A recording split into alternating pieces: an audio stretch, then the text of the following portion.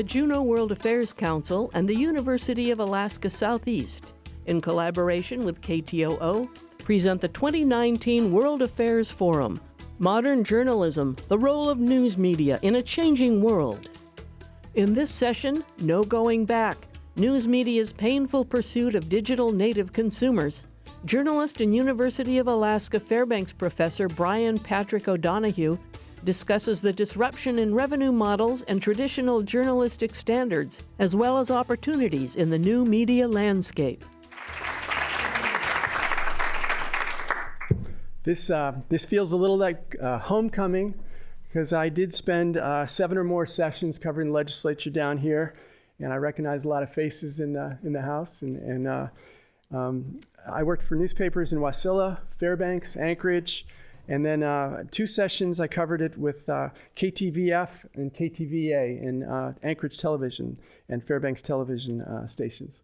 Oh, is it? Do I need to get closer to this? Yeah, okay, sorry. All right. I was saying that it is like a homecoming. I mean, Juneau, in many, many respects, and I'll touch on that here, has been something that greatly influenced my career and certainly opened my arms to an amazing family that embraced me. And so with that, my first introductions had to do with administrations under Cooper and Hickel and Knowles, and you know, politics were all over the map when you look back at that. I have 2 boys now in their early 20s, and they had great adventures on the Taku River with their grandpa, Rudy Ripley, who some of you might recall. And my mother-in-law, Judy Ripley, is here today, and I really appreciate that. He was a real character. And this is my wife, Kate, and also a journalist, outside the house we built, holding blue foam outhouse seat. We just fixed up the place for sale. It never looked that good, except with flowers, ever. And it was purchased by a soldier on deployment in Iraq. And that process holds a lot of significance for journalism, because this soldier was able to get on the internet from a operating base in Iraq, and he was able to plug in different characteristics of what he was looking for in terms of acreage, in terms of location, in terms of access to the art, just a whole set of, and then he was able to actually take not exactly the virtual tour that they have these days, but look at whole sets of pictures from different angles, check out the local schools, all of these things from the field. And the whole deal was concluded with him still in the field. And when you look back at what always was one of the huge money makers for journalism, which was these fat, big sections of advertising for real estate, in an instant that was being sort of swept away. This is 2009. This is 2007, and like I say, these sort of developments bypassed the newsroom, bypassed the whole industry, and sucked away profits. But let's start with some historic facts. 25 years ago, next month, whispers that something was big lured a young reporter from the Fairbanks News Monitor upstairs, where she grabbed her usual seat in the House press chamber. So effective was the tip that lured Kate upstairs, spread by Mike Dugan, then a lowly scribe, and Alaska Public Radio's ever-calm Capitol Authority, Dave Donaldson, that every reporter in the building chased after them. And they packed the galleries for what was normally just a few minutes right after the prayer, and no journalist ever walked in there during that period of time. But anyway, they were there when Representative Ron Larson, D. Palmer, stood up and began reading a really wordy proclamation into the record. As he droned on and on about the weighty propositions at hand, I hit the record button on my TV camera. I walked across the room and I popped the question. Actually, Larson read it into the record. And this was a slow news day in Juneau, but same as today, the sort of things that were playing, the things that were occupying the news. However, this story, which AP picked up because of all the reporters in the house, it rocketed around the world. Now, at the time, the blood completely drained out of Kate's face, and she was just speechless. And as Ben Grufendorf told me, it was too long, and he started wondering if this great, wonderful thing that they were all so excited about was really not going to end well. Fortunately, Kate grabbed my hand and pulled me out into the antechamber, for any of you who've been on the House before. And Ramona Barnes, the speaker, who is always to be heeded, dispatched the Senate, dispatched the House Sergeant at Arms to fetch Kate and dragged her back. And on the floor of the legislature, she was required to answer. And anyway, so my Juneau connections are really deep.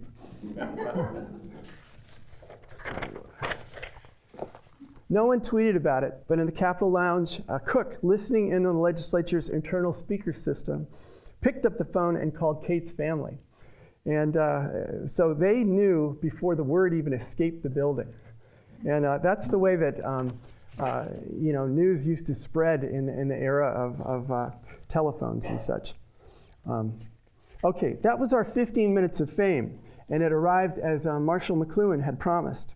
And it was a relief when it died down. Do this today, and the viral echo would ripple on and sort of haunt a person's life, planned or otherwise. The internet linked the global village, broadening journalism's horizons, unlimited space for reporting anything, anywhere, in more or less instant time. I recall Bill Clinton's first State of the Union marked the first time that the newsminer linked a big story to document the offering, document the whole situation in full text. I mean, you could go, you could read his speech, you could read the analysis, you could read the opinions. All of that seemed to be superpowering journalism. And what a boon to credibility it gave the paper, and to give them that document stripped of interpretation. Within 2 years, I was covering Iditarod through a website called iDog, Iditarod Daily Online Guide, providing 24/7 updates from the trail, relayed through screaming telephone modems, awakening poor villagers, gracious enough to let us reporters hang out with them. Flash forward, Kodak loaned me a state-of-the-art digital camera to do it the very next year. And that year, iDog and the Newsminer had a photo of Martin Boozers crossing under the arch within 10 minutes of the finish. We had such fun with our new tools. Spell check software was not only liberating for a person that really couldn't spell that well, it wisely took Dermot Cole's name and suggested replacement every single time with doormat. And for those of you who haven't met him before, Dermot is a very, very serious former city editor and columnist, and has a blog that is providing probably the best political coverage right now of this current administration. Websites took away the copy editor's hacksaw approach to editing. Cool flash pages, so many things you could do with journalism as a result of the internet. This is an interactive map that Casey Grove, whose voice is now heard on, is it Alaska Public Media, the correct term now, I think, the evening newscast. And he was the site designer. He had this thing rigged up so this particular case we were looking at the time, it was rumored that there might be something wrong with the verdicts. This file cabinet was supposed to roll open, and then you're supposed to click on one of the files, and that was going to take you to the section inside the website. He couldn't really get that to work through a long summer in a cabin with no water and very, very limited bandwidth, trying to wrestle with Flash, which is probably one of the biggest challenges that a tech-minded person has ever had. But what he was able to do, what we were able to do back then, is publish just amazing support for an investigation you might do with a class of students. I am really honored that Frank's parents are here today, And Jade took a spring vacation and turned it into just the ultimate kind of reporting sacrifice, where she smuggled a little camera into a jail. And back then, people didn't expect that a little tiny camera would also have video recording capability. And she got interviews with all 4 of these young men. 3 of them are Athabascan. One was had some connections to a lower 48 tribe. And they had been locked up since, at that point, the weekend a white teenager was murdered in Fairbanks. They were swept up within the next 24 hours. Only one of them ever saw bail. And they had been, at this point, incarcerated for, I think, 7 years. Out of state at this point in Arizona. And this is the first that anyone back home, other than their families who had gone through the marathon journey to visit them, got any insight as to what their lives were like. We were able to do things like a website called Death in Bartlett Hall, where this was a 1993 murder on UAF campus involving a former student, and it recently was solved. And it just is amazing that the cold case troopers stayed on this through all those years. But students were able to help keep it alive by doing different sorts of stories, responding to students' interest in the case. And at one point, we discovered that all the security measures that had been instituted in dorms, at the time of Sophie Sergi's murder, had gradually eroded away and finally been eliminated by budget cuts. And they were starting to not have any security after midnight at all, as Casey Grove proved by roaming the halls with a bulldog and trying to attract notice and trying to attract some kind of security inquisition. Anyway, each of these were videos that people could click on. Death in Bartlett Hall got amazing internet traffic, and so many things about the internet age were just remarkable. At a certain point, through a crazy set of circumstances, I had reported on the military for about 10 years in peacetime, and we had a 2-star general leading the university system at that point. And we were sometimes doing joint training where students would cover war exercise and war games, and soldiers would practice dealing with the media. So there was some real synergy there. And one thing led to another, and we wound up embedded in Iraq for a month, myself and 3 students. And the reason I mention it here is the internet, again, allowed us to send back video, send back sound slide stories, just amazing sort of advances in journalism that you could do in the field. And then a paper like Alaska Dispatch, we made it available free to all media in Alaska, and it was picked up in a number of different ways. Jennifer Canfield's radio reports were carried on APRN. All of the material turned up on Alaska Dispatch, a new internet startup that had everyone really excited with their potential and with their openness to trying creative projects and their great photography. I mean, the internet just seemed like such a tremendous gift. Even into fairly recent times, the internet just opened up all sorts of possibilities. I mean, Julia Taylor here was the only credentialed tweeter in the courthouse during a hearing in 2015, where all the evidence put forward by the Innocence Project, which we worked together with pretty closely, was presented in an effort to exonerate the Fairbanks Four. And Julia was tweeting like over 1,000 tweets a day, covering every single exchange. I mean, it was just remarkable. And in the process, tweets, are easy to share, and it was rippling all over the bush. And she was being followed, religiously in all the outlying regions. Anyway, this is 2015. In the meantime, a tsunami was at our shores and already pulling back and exposing all sorts of weaknesses in the modern financial support for journalism.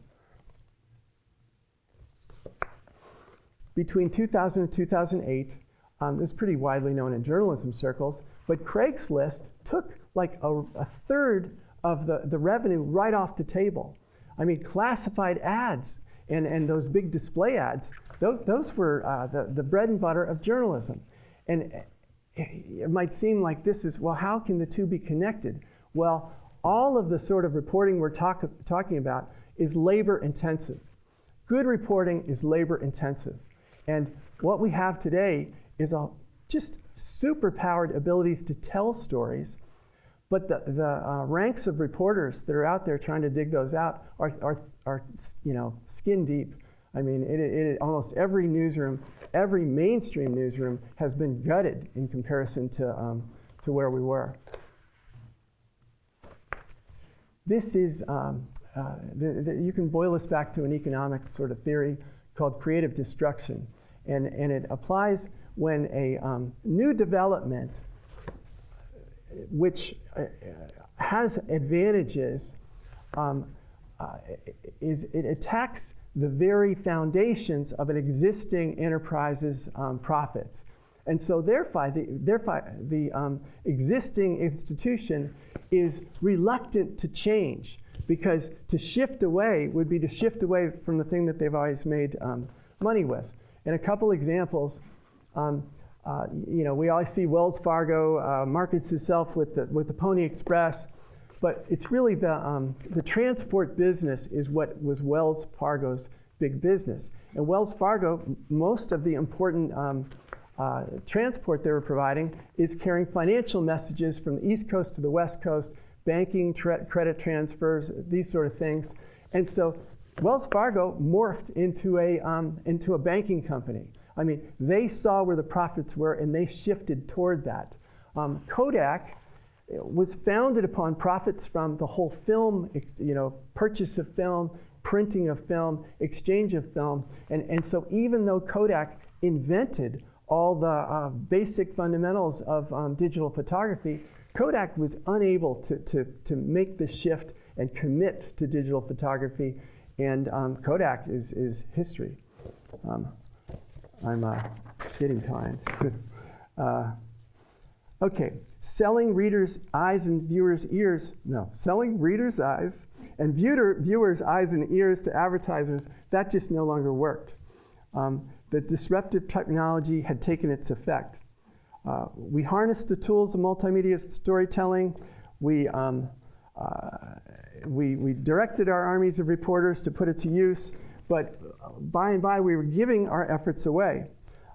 As audience habits shifted, news titans cut deals with Facebook and other digital platforms to distribute their journalism efforts on social media's new channels. Media profits were always tied to delivery platform. I first heard this articulated by Howard Weaver, former editor of the Anchorage Daily News, during his book tour swinging through our classrooms. And if you think about it, the distribution of print was the print product itself, and that print product had some value to advertisers who wanted to buy access to the readers themselves. That was their only means to get to local readers. Then television and radio comes along, and a radio is like, turns out to be a dollar holler type business for local advertisers. TV comes along, and TV is a channel, amazing sort of powerful medium, and it was short of content. And from the very beginning, you had brand name manufacturers that were themselves providing the content, which was largely commercials, America's Chevy, the Diana Shore show, all just themselves a product themselves. And the commitment to journalism was always sort of a sideline from a very, very profitable business otherwise. Social media has no tradition rooted in playing good, no incentive stemming the flood of falsehoods pumped out by partisan sides or voluntary policing disinformation. Anything that spikes an emotional reaction, good or bad, happy or sad, triumphant or angry, that's a moneymaker. The appropriate corrective measure is clear, or so it seems to me. Regulatory scrutiny and reform with teeth, as happened with early radio and TV and cable and among other media industries. Effective regulation might require the UN or some other global body. The European Union took baby steps. Can democracies achieve consensus curbing free speech in defense of facts? I'm not sure. This is a recent report done by the Pew Research Center, which for a long time was like the bellwether measurement of how journalism was performing in the news media in general. And this again shows that there's a big disconnect. People don't understand that how threatened their local news that they value is by the financial challenges. And at the same time, people aren't stepping up in a big way to subscribe and pay like actual fees to get past a paywall for all but a few big players. I mean, we may have an environment where New York Times has successfully made the transition and has pulling, I think now it exceeds its digital revenue exceeds the print revenue. On the other hand, there's been some recent stories pointing out that their coverage may be skewing more towards the higher, more the upscale citizen that doesn't blink at paying for a digital subscription. And are they really going to retain the same commitment to covering even the city of New York, the local section, the way they did? I mean, there's lots of strange little twists that are happening with digital news sites. The story that readers react to moves up in the feed. It stays in the most read section. It, over time, commands more influence just because it's sticking around, and more people are sort of taking that recommendation that people are reading this, so I should too. And what we're losing is the whole program sort of having an edited mix of information, and instead, even the news media itself is providing more and more on-demand coverage of specific things that kind of themselves feed this emotional feedback loop in what we're talking about or interested in a particular day. Okay.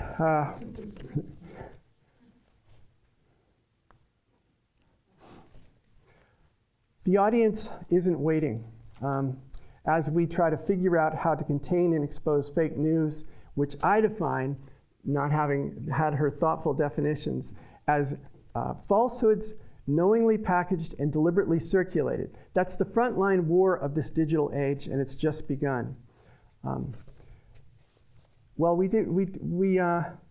look at these young faces and we try to make sense of them.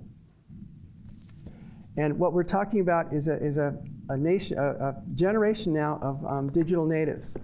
And so I want to talk about a few lessons from students. I've been teaching since 2001, and almost every semester, one of my assignments has been to teach what was Intro to Mass Comm, and then it became Media and Culture. But it's always been our media history with a chapter slipped in of a couple chapters of media literacy.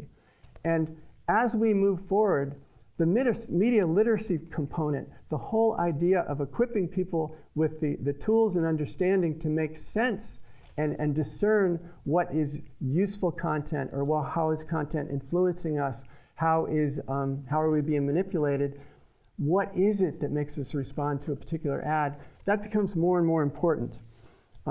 Early on, I was surprised how many students, including journalism majors, identified late-night comedians as their main source of news. I'm talking about 2001 or so.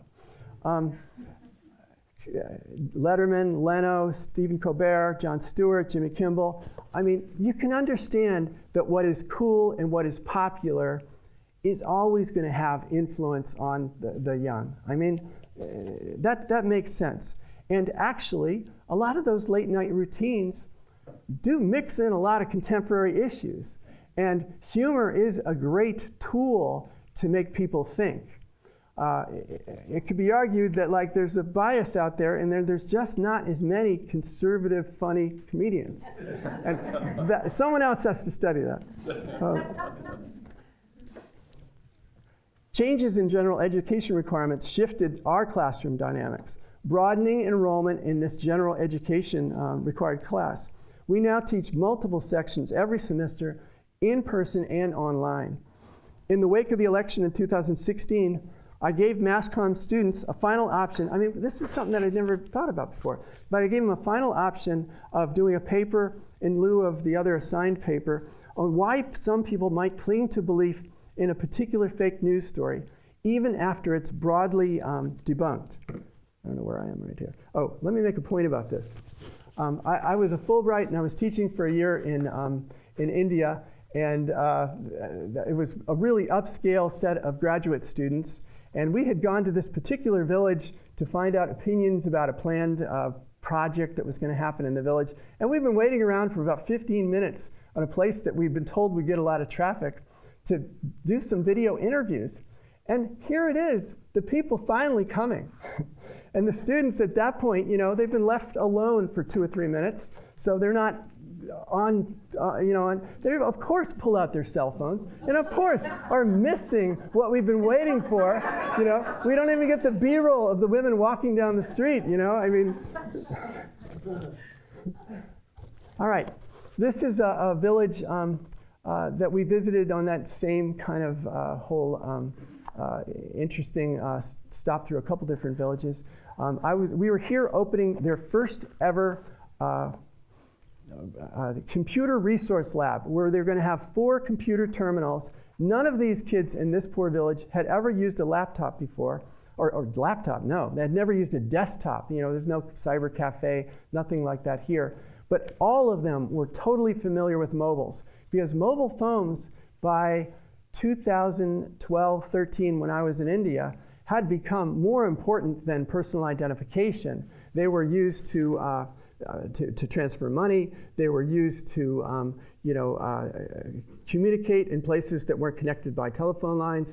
They were used in just so many fundamental ways. I mean, if you tried to make a purchase to a store, a lot of times there was some aspect of a text involved in that purchase. I mean, it just, so mobile phones were skipping past the whole initial stage of connection through terminals that we have here. All right, some other lessons from students. When those students were in Iraq, and this is 2009, there started being this problem that, you know, a lot of the missions that we were going on started really early, like 6 in the morning or something. And my students were staying up until 4 in the morning, you know, or setting alarms and getting up at 4 in the morning. And I'm like, what are you doing? And they're like, that's when we start getting comments back on Alaska Dispatch. And the comments to them were the thing that they felt they needed to immediately respond to any comments posted on their stories. That was kind of the engagement they valued. That also they felt was part of their duty as a journalist, that they got to respond to everyone, because that's the more comments they respond to, the more people respond to them. But it was just really interesting. They didn't care that they were published in the Anchorage Daily News then. What they cared about was the Dispatch, because the Dispatch is what kids their age were reading. Tom Hewitt, who today is editorial, runs the editorial, writes the opinion pieces at the Anchorage Daily News. Okay. Now, more recently, what it seems to me is that more and more students are really have problems identifying what is true, and in part because they feel that they are savvy consumers. They feel that they are the ones that they grew up in this and they know this stuff. And you know, when they get caught, when they find themselves, you know, forwarding, you know, something that's false, they don't talk about that. But there was an assignment sheet that I gave out that, you know, was all about some media literacy concepts. And what you got back in the feedback was that they thought this is a big problem for a whole lot of other people, but not them. And that's this third person effect that, yeah, I've heard about that, but it's not me because I'm pretty up to speed. One of the things that I do in class is there is this media bias chart, and it's put out, it's associated with a blog, and there's a person who's got a whole long statement about how they came up with this, and it's been updated a few times. I have found it to be pretty consistent with what I know. That doesn't mean that there isn't fraud involved. That doesn't mean that tomorrow this might be like completely savagely taken over and turned into something else. But what I found is very useful is to have students pick things on either far end of the totally off the wall scale and compare their coverage, the terms they use, the approach they take, the partisan nature of it all, and really start to think about how things are being reported from such skewed perspectives from either side. Meanwhile, looking at the sources that usually are the foundation of the ones in the middle. Can you make that out from the back? The general organization, right and left, and then with the degree of political bias moving forward moving toward the bottom, expanding. So yeah. This is your generally more or less neutral set of media organizations. And when students go and look at something covered, because what you find is when you ask them what their families read or ask them what they pay attention to, they are usually, I would say, down on this end of either side. And in Fairbanks, Alaska, we have a lot of kids coming from some pretty conservative homes, or in the very least, homes that there is one or two issues that are rock bottom, the foundation of the family's normal values. And that can involve guns, that can involve taxes, that can involve abortion. And everything else nationally kind of pales in comparison. Anyway, after that first semester that I instituted the fake news requirement, the fake news story research, why they needed to quote a communication theory to explain why people might cling to a belief in a particular fake news story, and even after it's broadly debunked. That semester, out of 40 students, and this is 40 students, 3 of them argued that Sandy Hook never happened, or media was persecuting the George Zimmerman's problems in the shooting in Florida were solely the fault of media persecution. One argued that we never landed on the moon. And these were students taking some time, and they weren't a joke. And after that, I made the fake news research paper a central theme in the course. In 2017, I taught 2 sections. The in-class section, the students demonstrate a pretty good grasp of the facts.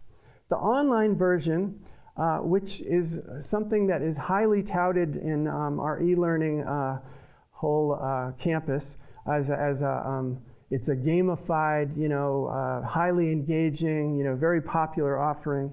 I filled in teaching that for a semester, and in that one, I got another set of Sandy Hook defenders and the like. I've spent about 5 years working on the development and teaching news writing as an e-learning class. I am not satisfied with it at all. It seems to have a high failure rate or high dropout rate, and it really is difficult being sure with engagement, even through videos, even through a lot of emails exchanges, pretty detailed edits and such, that a student isn't just turning around and interviewing his roommate, or the whole purpose of going out and learning to collect information from strangers, and all the sort of things we do to teach students to do that, which worked really well. You do a quick exercise the first week of class where you come up with a question for a sort of man or woman on the street type on an issue that everyone is likely to be thinking about. And in Alaska in the fall, the easiest question in the world to get someone to respond to is, what are you going to do with your permanent fund dividend? Everyone is thinking about that as fall gears up, and everyone's got a couple choices they're making, and they're all pretty happy to share that. It's a happy experience in general. The idea that we're going to get another $1,000 or so for being here, and people are usually very cooperative, and so students come back and they're really energized because they've gone up to a bunch of strangers, identified themselves as journalism students, asked this question, and people have given them all they want, given them all they need. And then we debrief because every class, 2 or 3 students will have a crazy situation where like a person won't let them go, or a person, is angry about media and rants, or a person gives them an answer that to them does not make sense. And I say, well, that's not really the person, that is their answer. And they're allowed to have that answer, even though you think it doesn't make sense. They're going to do something that makes no sense with their dividend. Okay, great, that's their opinion, But that experience, I haven't been able to duplicate it in e-learning.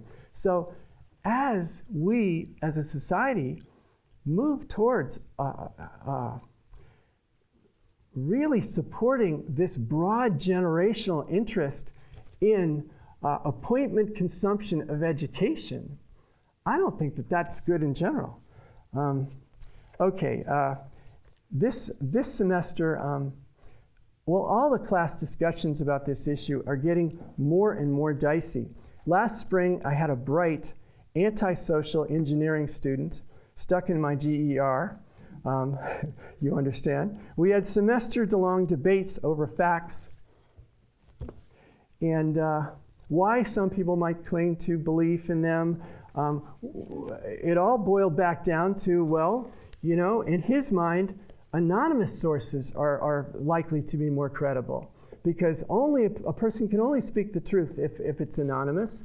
And he dwells in this whole arena of 4chan and other websites, and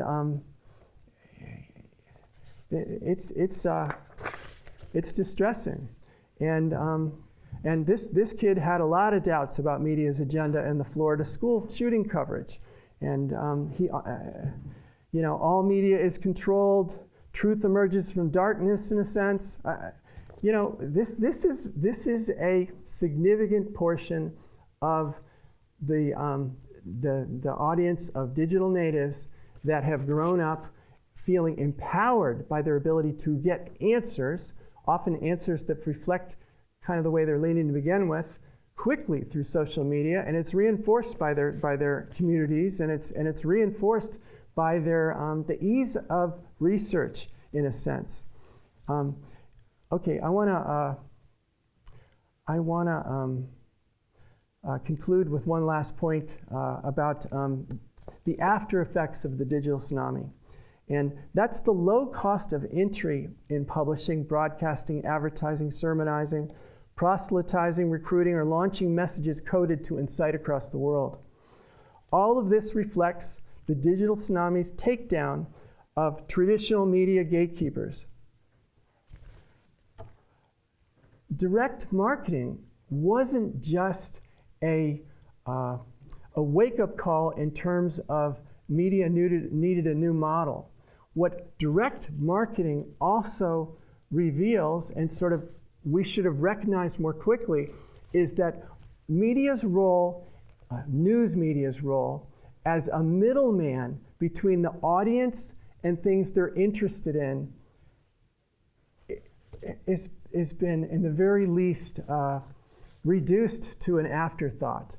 People can go direct to find the information they want from the organization. Organizations build their subscription lists and send out what amounts to PR in the simplest, kindest way to the people that follow them. You can sign up for newsletters and such that are filling your mind every single day with a very specific organization's set of beliefs, or the low cost of entry used to be blocked by this whole idea that, like, you can't argue with the guy who owns a press, and never argue with the man who buys ink by the barrel. I mean, that's the most famous iteration of it. And who said that? So I got on the internet, I looked around a little bit, and eventually I got a really thoughtful, site where this person seemed to have followed it way down into the weeds, and determined that it may be a variation of a joke published in a Pennsylvania newspaper back in 1885. And this is all comes from a blog. And it's a blog of who knows what sort of credibility. And I'm sharing it with you today just to point out how, like, when you just get an itch to figure something out, you go to the internet, you're following down a rat trail, and in a way, a rabbit trail, it may lead you to something that is reflective of persons' real legitimate, hard-won research, or it also can be something that is completely fraudulent and is put out there with the production values a lot of times that are just shockingly good. It's a very difficult thing today to identify or to at a glance distinguish between a credible site and a site that is not. The other thing that we lost with the change in the media's sort of position in society is we are not the person or the vehicle for politicians or anyone else who wants to get their message out, who is interested in talking about a new policy.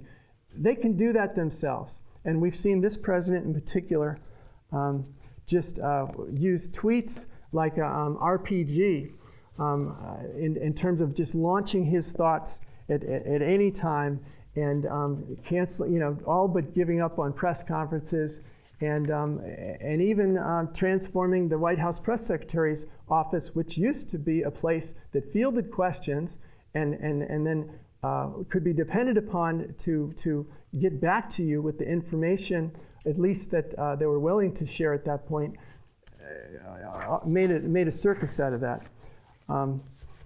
Pinocchio ratings, which is the Washington Post's attempt to sort of check facts in this day and age, just aren't stemming the tide. Okay, so I do have some encouraging connections. My son Robin, out of the blue, began writing for UAA's Northern Light. He grew up with a family of journalists. He never showed any interest in the paper. And at least, unlike most of my students this semester, we subscribed to the paper when he was young. But anyway, and we contributed to it. But anyway, he starts writing for the Northern Light, and he jumped on it when there was the earthquake, and now he's a legislative intern down here. So who knows where folks are gonna, where your kids are gonna end up. And this, by the way, though, I think the main reason this rocketed around the world was a great lead. And Fran Ulmer, who I know you all know very well, supplied a kicker. And she jumped to her feet and she said, "Madam Speaker, I think that might be the one good thing this legislature has done this year." She was a Democratic leader. And Ramona Barnes led the Republicans. And that is all I've got.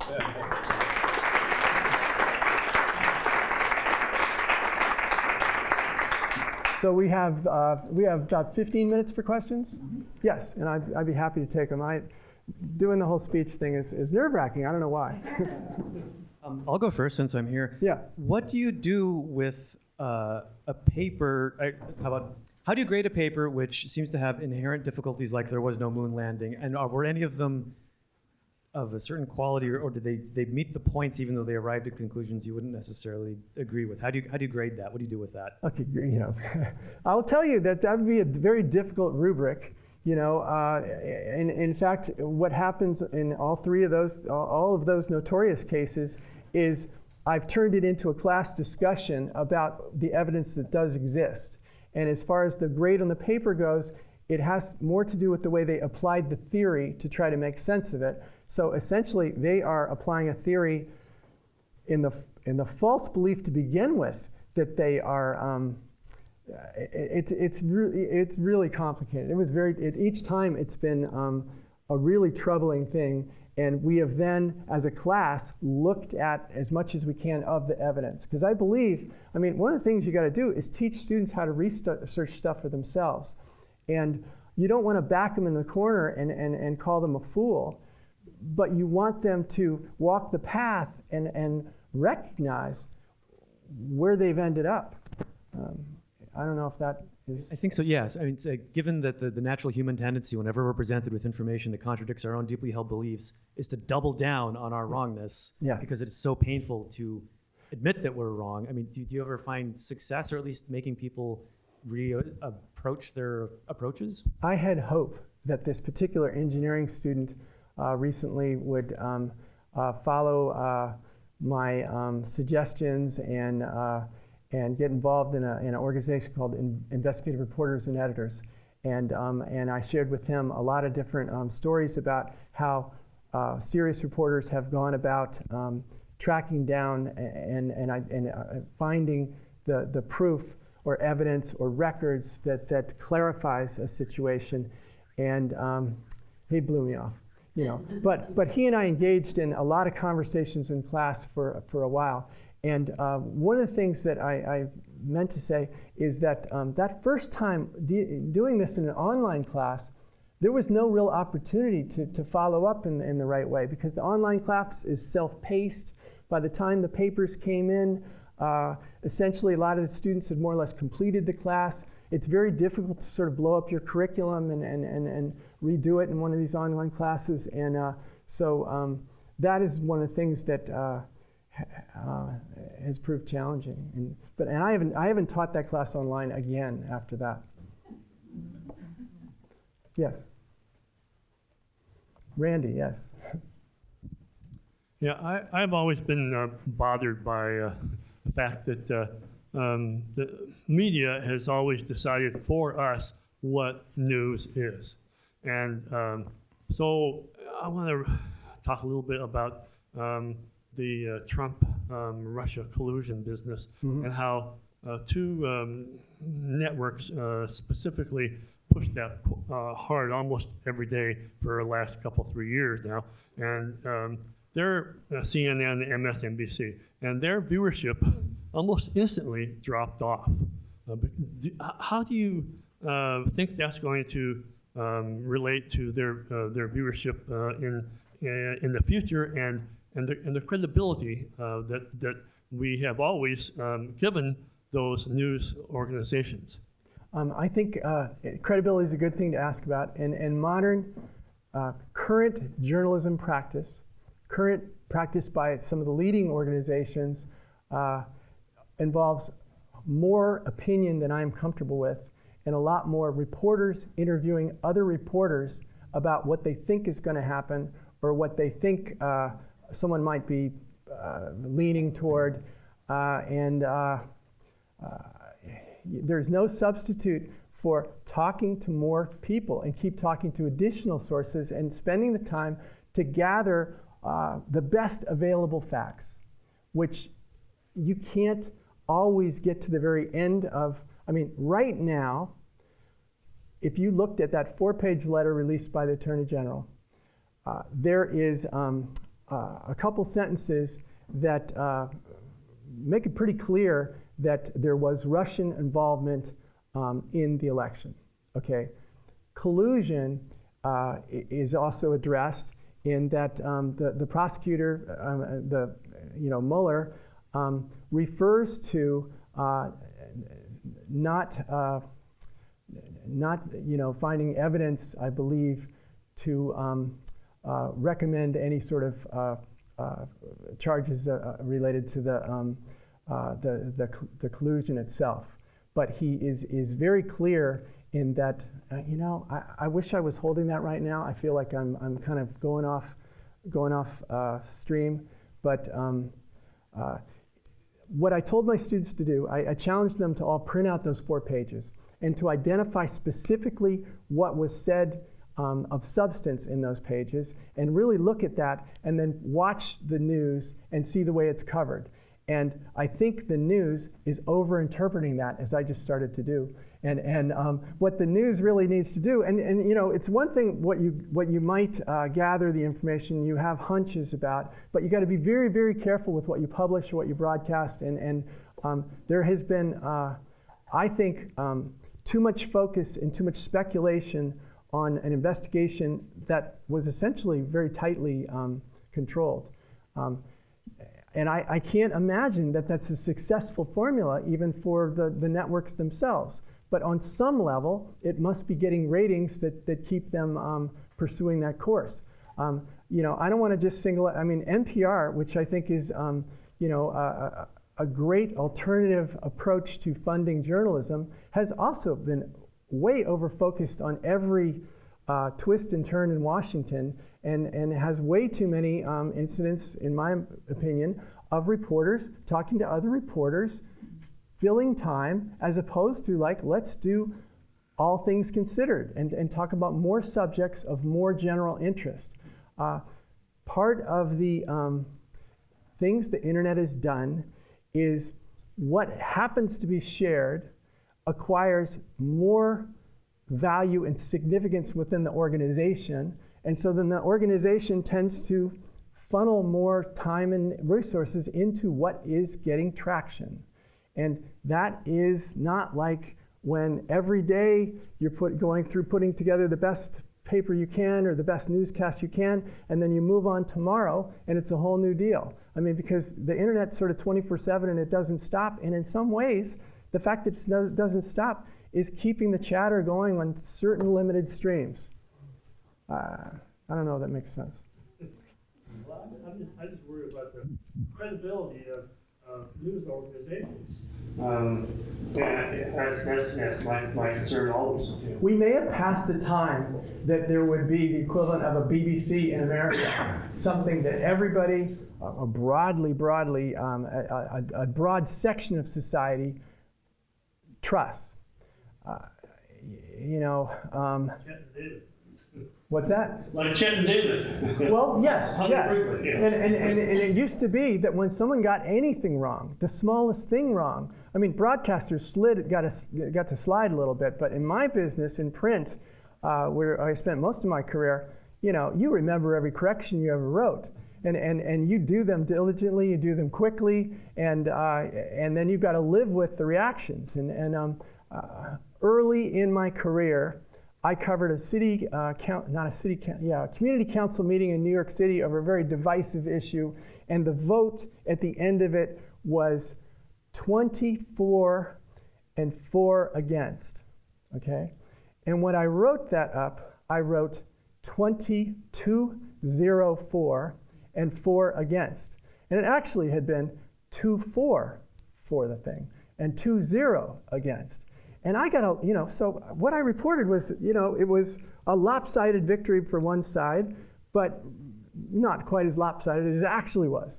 I got a letter from a person that just ripped me up and down by name, just, you know, just trashed every aspect of my reporting, and saying, and the last line was, and he didn't even get the vote right, 24-4. And my editor told me, you know, you get anything wrong, and they can just take the trash can and hit you with it, you know. I think we don't have that now, and it kind of leads to more casual regard, even in the news business, for clarity. Yes.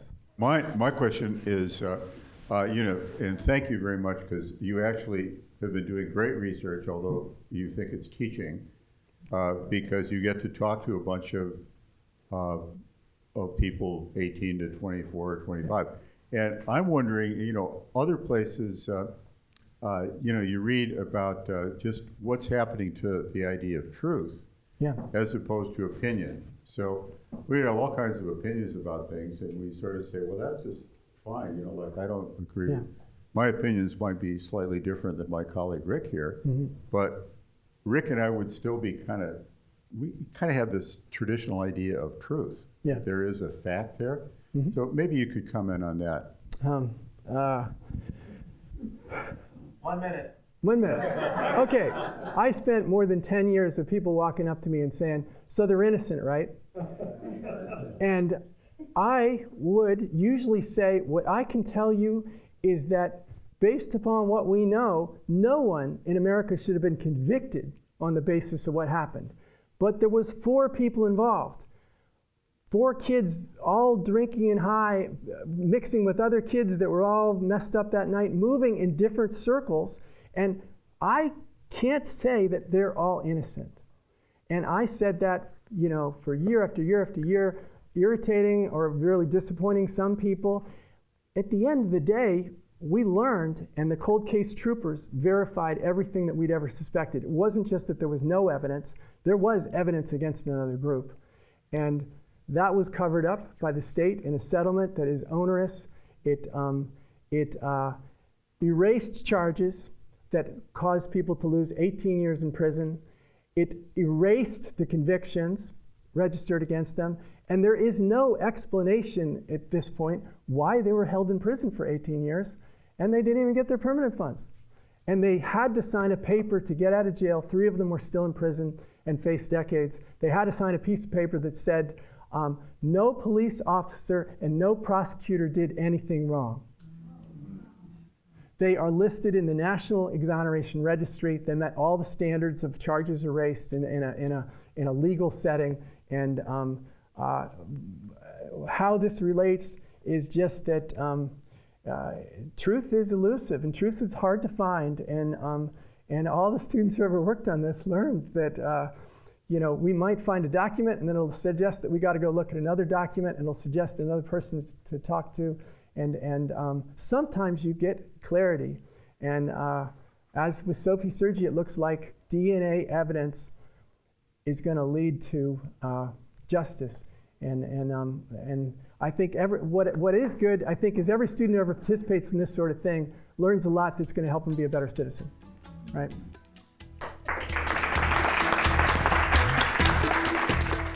That was Brian Patrick O'Donoghue's talk, No Going Back, News Media's Painful Pursuit of Digital Native Consumers. It was recorded on Friday, March 29, 2019 at UAS in Juneau as part of the 2019 Juneau World Affairs Forum, Modern Journalism, the Role of News Media in a Changing World, produced by KTOO and the Juneau World Affairs Council in partnership with the University of Alaska Southeast. With support from AEL&P, Coeur Alaska Kensington Mine, DreamHost.com, Pate & Associates, Sea Alaska, and Wastman & Associates.